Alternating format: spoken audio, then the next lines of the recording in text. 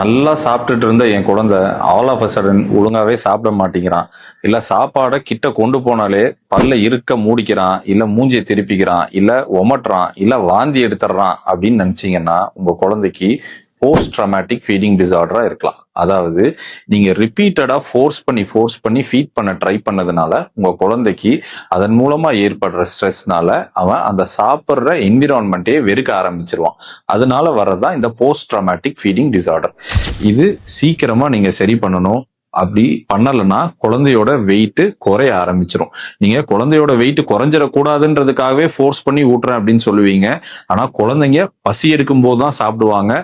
நீங்க விரும்பின அமௌண்ட்லாம் சாப்பிட மாட்டாங்க. அவங்களுக்கு எவ்வளவு வேணுமோ அவ்வளவுதான் சாப்பிடுவாங்க. ஸோ என்னென்னலாம் பண்ணக்கூடாது, டிவி காட்ட வேண்டாம், போன் காட்ட வேண்டாம், சாப்பிடும்போது ஃபோர்ஸ் பண்ணி ஊட்ட ட்ரை பண்ணாதீங்க. அவங்களுக்கு பிடிச்ச அளவு, அவங்களுக்கு பிடிச்ச உணவை அவங்க சாப்பிட்டுக்கிட்டும் அதோட விட்டுருங்க. ஸோ இதை மட்டும் பண்ணாலே போதும், இந்த போஸ்ட் ட்ராமேட்டிக் ஃபீடிங் டிசார்டர்ல இருந்து குழந்தைங்களை பாதுகாத்துக்கலாம்.